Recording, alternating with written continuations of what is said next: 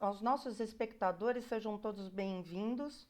Nós estamos aqui hoje no primeiro podcast que a Sociedade Veteranos de 32 realiza. Esse podcast ele tem por finalidade passar para vocês que nos ouvem ou nos assistem, para vocês conhecerem a exposição que abriu ontem no Obelisco, chamada Epopeia de 32, Legado Democrático Paulista. Aqui conosco estão o senhor Fábio Durso, ele é colecionador de objetos da época de 1932, e ele tem alguns objetos expostos e logo mais ele vai falar sobre isso. Temos aqui o comendador Luiz Fernando Marcondes, vice-presidente da diretoria executiva, e o Dr. Carlos Romagnoli, presidente da diretoria executiva da Sociedade Veteranos de 32. Em cumprimento às finalidades, a associação se propõe a promover eventos cívicos e cívico-militares visando rememorar os feitos do movimento constitucionalista, comemorando em especial as datas de 23 de maio, de 9 de julho e 2 de outubro, que a gente vai falar mais para frente de maneira específica. Nós também temos a finalidade de implantar, de organizar e atualizar o Memorial Constitucionalista de 9 de julho. É projeto da associação formar um museu. Então, vamos falar sobre isso também logo mais. Eu peço então para que o senhor Fábio Durso faça suas considerações iniciais para a nossa audiência. Olá, boa noite a todos. Bom prazer estar aqui na live da Sociedade Veteranos de 32. Ontem foi uma noite espetacular para São Paulo, a inauguração da exposição Epopeia de 32, o Legado Democrático Paulista. Estava muito concorrida a abertura e, assim, é importante nós preservarmos a história da Revolução de 32, nós mostrarmos o que ela foi, nós contarmos para estas novas gerações que estão vindo o que foi para São Paulo e o que foi para o Brasil a bravura desses homens de 32. Perfeito. Então é um prazer estar participando aqui com o comendador Marcondes, com o doutor Romagnoli, com a doutora Janaína dessa live. Vamos esperar que ela seja muito produtiva, muito alegre para todas as pessoas. Obrigada. Com certeza. Obrigada, Fábio. Comendador Luiz Fernando Marcondes, as suas considerações iniciais. Queria cumprimentar a todos aqui. Hoje é um dia muito especial, porque é o primeiro dia após a nossa exposição, tão sonhada exposição, que foi um sucesso, extremamente bem frequentada, foi um passo extremamente importante para a Sociedade Veteranos de 32. Essa exposição vai ficar no Obelisco e todos poderão ter a possibilidade de conhecer. Lá se tem vários itens da Revolução de 32, conta um pouco da nossa história, dos nossos heróis. Então é extremamente importante que vocês possam ir visitar. Nós estamos convidando a todos a irem lá. Perfeito. Dr. Carlos Romagnoli, as suas considerações iniciais. Realmente foi um sucesso a abertura da nossa exposição. Não podemos esquecer jamais de agradecer ao deputado estadual Arthur Duval, que foi o proponente da emenda. Se não fosse o deputado Arthur Duval, essa exposição não estaria se realizando. E esperamos que outros políticos, como o Arthur Duval, tenham essa mesma intenção de fomentar a cultura, a história e esse legado absurdo que foi a Revolução de 32. Tá. Doutor Carlos, a gente gostaria muito de ouvir um pouco sobre o que é a Sociedade Veteranos de 32. Muito bem, a Sociedade Veteranos de 32, quando fundada há 68 anos, ela visava, naquela oportunidade, ela foi composta por ex-combatentes da Revolução de 32 e tinha por escopo tratar de assuntos relativos à saúde, à manutenção da saúde, do bem-estar do ex-combatente, de suas viúvas. Posteriormente, conseguimos que cada combatente e suas viúvas recebessem um auxílio para sua manutenção com remédios, etc. Hoje, não temos mais combatentes assim em grande escala, parece que tem um ou dois vivos apenas, Mas nós temos um grande objetivo e uma função muito importante perante a história. Temos que difundir e torná-la perene, a história desses heróis, muitos deles civis, que combateram e entregaram suas vidas em prol da liberdade e da democracia. Ótimo. Comendador Luiz Fernando, todos nós sabemos, mas a maioria das pessoas não sabe o que é nem o seu significado. O que o senhor pode dizer sobre o obelisco do Ibirapuera? Também o nome oficial sendo Monumento Mausoléu ao Soldado Constitucionalista. Então, você vê, a Revolução de 32 foi extremamente importante, porque ela, além de trazer a democracia, ela foi responsável pela nossa Constituição de 1934, além do voto da mulher. Como os homens saíram em armas, várias pessoas foram tombadas buscando esses ideais da liberdade, família, da democracia. E foi feito esse mausoléu emendável, tá? Onde lá dentro repousam os restos mortais dos nossos heróis, tá? Eles estão lá. Então, ele é um cemitério.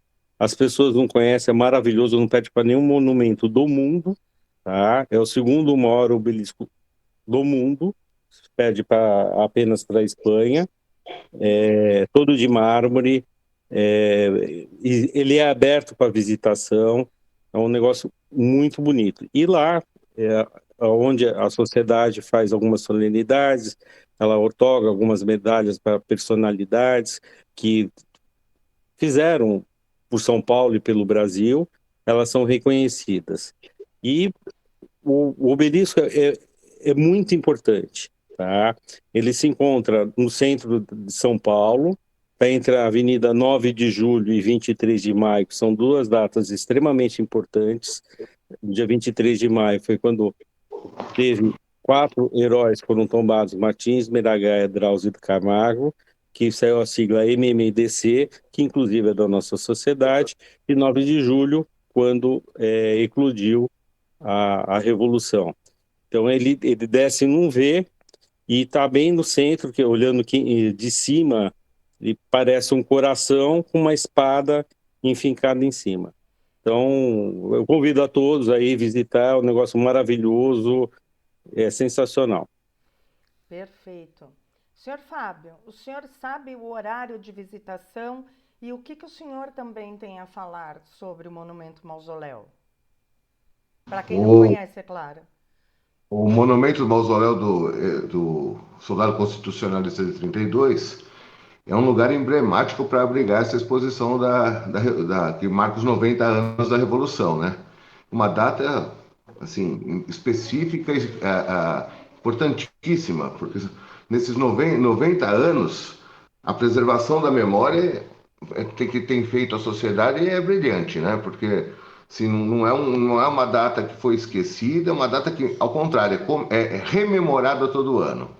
A exposição está lá diariamente, se não me engano, que me corrija se eu estiver errado, das 9 às 17 horas. E, e assim, tem lá muitos objetos da época que mostram a evolução da Revolução de 32, com painéis ah, ah, didáticos, né? E fora o próprio objetos de coleção usados na época da Revolução, que hoje são objetos de coleção, mas que na época marcaram o avanço das tropas paulistas e o avanço da indústria paulista e de toda a sociedade paulista na Revolução, que assim se tornou de uma cidade pós-agrícola, essencialmente, para uma cidade altamente industrializada, justamente no período da Revolução, né? Sim. Inclusive, a Revolução ocorreu logo após, 3 anos depois, a queda da Bolsa de 29, a Grande Depressão, né? Então, E também assim, esses motivos acabam sendo associados à Revolução de alguma forma, à situação que vivia o mundo. E, além é, disso, também, aí até o Dr. Carlos ele pode complementar isso, que foi a política café com leite. Que a política café com leite foi rompida e daí começou a se originar o movimento primeiro com outra revolução, mas a mais importante que foi a que aconteceu em 1932. O que o senhor pode falar também sobre isso, doutor Carlos? Realmente, o rompimento da política café com leite acirrou os ânimos. Getúlio Vargas aproveitou aquela oportunidade para instaurar no país uma ditadura. São Paulo não se conformava com essa história. São Paulo queria que seus governantes fossem daqui. Getúlio Vargas sempre nomeava interventores de outros estados. A coisa foi esquentando, São Paulo não admitiu isso. Nossas lideranças se rebelaram, a população já não aguentava mais. Foi daí que surgiu o Pacto Federativo, que impõe ao país, porque São Paulo, na época, detinha 80% do PIB nacional. Olha que absurdo que era. Se Getúlio Vargas não tivesse tomado a atitude que tomou, certamente São Paulo seria hoje muito maior do que é, porque hoje nos roubam as riquezas para distribuir para os outros estados. Não que nós sejamos contra isso, não. Entendemos que São Paulo deveria ter uma fatia um pouquinho maior, justamente pela pujança industrial, etc., que São Paulo tem. Mas, então São Paulo, grandes multidões desde janeiro de 32 começaram a se aglomerar nas ruas de São Paulo e todos lutavam pela democracia, pediam uma carta magna, já que Getúlio Vargas havia fechado o Congresso, as assembleias legislativas, e eles estavam com o pulso de ferro presidindo o país. E nos rebelamos, a população se rebelou em 23 de maio, como bem disse o comentador Luiz Fernando. Houve uma grande movimentação que caminhou pelo Largo do Patriarca, que foi até a rua do Barão de Itapetininga, esquina com a Praça da República, onde queriam empastelar, essa população queria empastelar o PPP, Partido Popular Paulista, que ocupava um andar daquele prédio ali na Barão de Itapetininga. Rajadas de metralhadora foram ouvidas, várias pessoas foram feridas, 3 tombaram mortos imediatamente, Martins, Camargo e Miragaia. E Drauzio, 5 dias depois, viera a falecer. Drauzio, à época, com 14 anos de idade. Isso tudo levou à eclosão da Revolução aos 9 de julho de 32. Revolução esta que perdurou por quase 90 dias, tendo seu término, a cessação das hostilidades, em 2 de outubro daquele ano. Ótimo. Posso fazer uma primeira parte? Pode. Por favor. Só lembrando que o Martins, Miragaia e Drauzio Camargo foram os que ficaram mais famosos, mas depois vieram os combatentes, e assim, eu não tive combatentes na Revolução de 32, mas o Dr. Romagnoli teve dois avós na Revolução, aliás, seu pai também, né? O comendador Marcondes também teve 2 parentes, a Janaína teve. Então, é uma coisa que mobilizou toda a sociedade paulista. Assim, se fosse botar em números atuais, nós teríamos assim, perto de 1 milhão de pessoas mobilizadas. Isso o Dr. Romagnoli pode até explicar melhor também, que ele sabe bem esse número. Até porque, né, eu vou passar também a palavra, peço para o comendador falar um pouco também sobre isso. A Revolução contou com militares da Força Pública, principalmente, que hoje é a Polícia Militar do Estado de São Paulo. Mas também havia muitos voluntários na Revolução, voluntários civis, que pegaram armas e foram combater nas trincheiras. Inclusive, a gente sabe muito bem, o pai do Dr. Carlos Romagnoli foi um desses voluntários, um italiano, e amava São Paulo e foi lutar pela Constituição. Então, isso é bem importante. O que o senhor pode acrescentar, comendador? Então, o ano de 32 foi muito importante, porque São Paulo saiu em armas para conseguir uma Constituição em busca da democracia, não só a favor de São Paulo, como a favor do Brasil inteiro, porque realmente a situação política estava muito difícil. E o que aconteceu? O povo paulista que saiu, todo mundo saiu. Então teve assim uma grande participação de civis.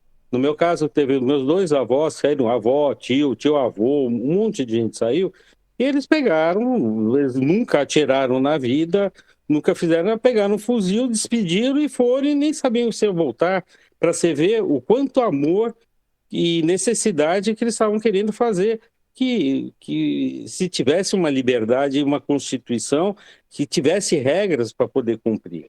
Então, o pessoal saiu, foi uma guerra muito sangrenta, foi uma das maiores revoluções do mundo, tá? É maravilhosa a história, chega a ser triste também, graças a Deus, os meus dois avós voltaram com vida, apesar de ter, um dos meus avós foi ferido na perna, inclusive ele ficou manco, mas eles voltaram com vida. Mas as histórias que eles contavam, realmente era triste. O meu avô, teve o melhor amigo dele, morreu no braço dele. Então, você vê, eles foram e ainda era muito frio. Eles passaram, naquela época tinha muita garoa, esses negócios, e São Paulo ficou cercado. E eles ficaram lá brigando. E não desistiram. Daí foi feito um acordo, que estava muitas pessoas morrendo, teve a cessação das armas, né? E, graças a Deus, deu certo. E em 34 saiu a Constituição que a gente tanto esperava. Então, realmente, muita gente... Teve até mulher que foi no front. Mas, assim, as pessoas, não só os homens, como as mulheres, tiveram uma atuação assim, importantíssima, dando suporte, fazendo as roupas, levando mantimento, como até crianças que levavam cartas, um monte de coisa. A gente teve um caso de um menino de Aldo Chiorato, que ele estava levando uma mensagem e passou um avião, soltou uma bomba e ele morreu. Né? Então, as cinzas dele se encontram, né, no mausoléu para visitação. E aí eu vou aproveitar, a gente já está se aproximando do final do nosso podcast. Tudo isso que vocês falaram, isso as pessoas que não sabem a história, mas que vão conhecer a exposição, elas vão ter conhecimento de todas essas informações? Logicamente, o conhecimento não será profundo, mas poderá ter a noção do que realmente foi da participação de civis. Isso vai ser possível na exposição, Dr. Carlos?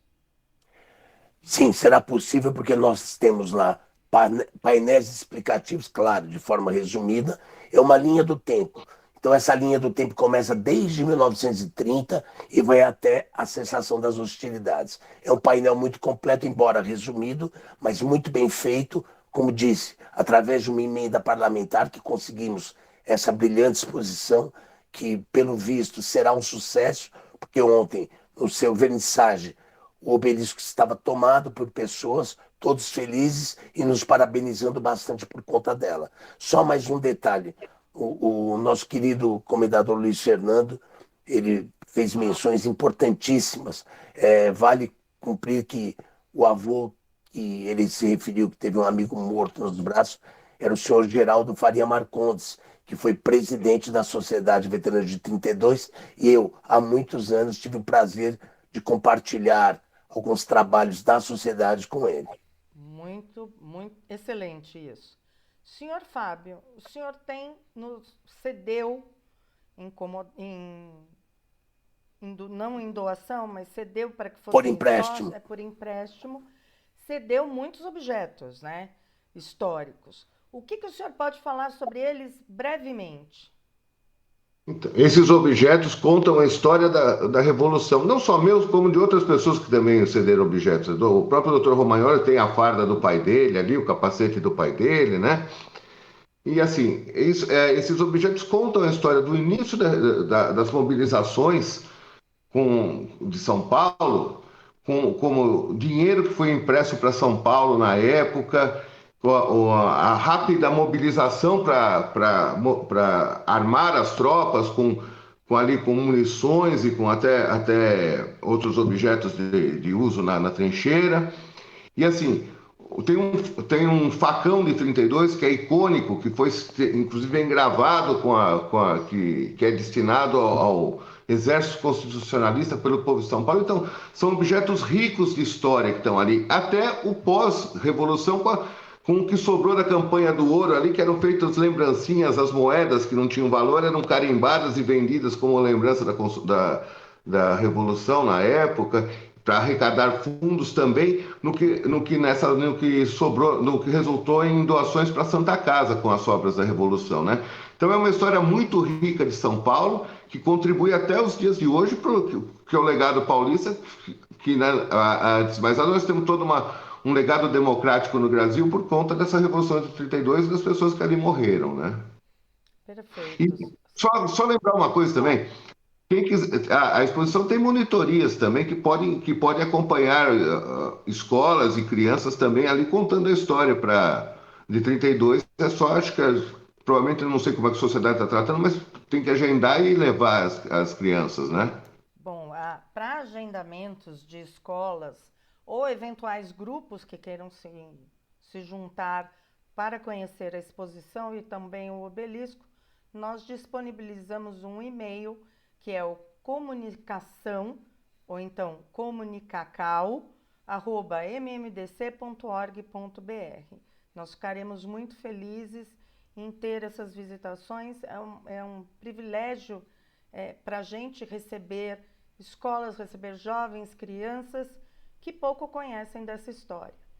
O nosso tempo aqui já está esgotado, já passamos do nosso tempo. Então, senhor Fábio, o senhor se despede, as suas palavras. Olha, agradeço à Sociedade Veterana 32 por estar me dando a chance de mostrar esses objetos e espero que possa contribuir com as pessoas para adquirirem mais conhecimento sobre a Revolução de 32. Então, estão todos convidados e, assim, uma boa noite a todos e até uma próxima vez. Comendador Luiz Fernando, suas considerações finais.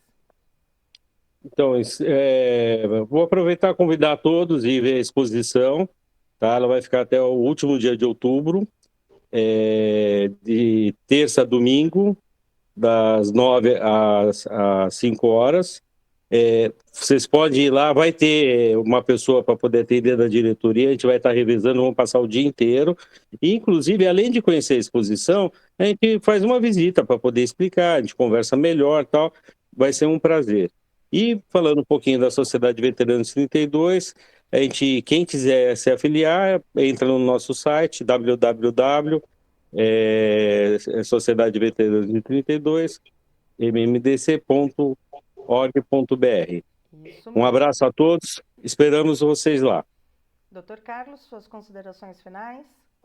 Importante terminar esse podcast dizendo que a Revolução de 32 nunca foi separatista.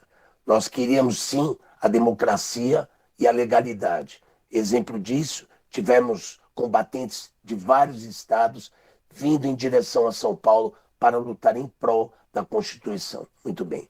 Agora aproveito para convidar a todos para virem ao Obelisco, visitar essa exposição. Certamente, se não tiver conhecimento, terão conhecimento de um momento épico na história da humanidade, que foi a Revolução de 32. Muito obrigado a todos, estejam bem. Bom, eu vou acrescentar a informação do comendador Luiz Fernando Marcondes. Há também o WhatsApp, que vocês podem falar conosco. O telefone é 11 947 16 80 50. Eu também me despeço aqui, eu sou a Janaína Espósito Pinto, sou diretora jurídica da sociedade, então também tenho um conhecimento sobre a história e eu que vou acessar os e-mails de eventuais grupos. E eu aguardo muitos e-mails para agendar as visitas. Muito obrigada, tenham uma ótima exposição para quem for nos visitar e não deixem de nos visitar.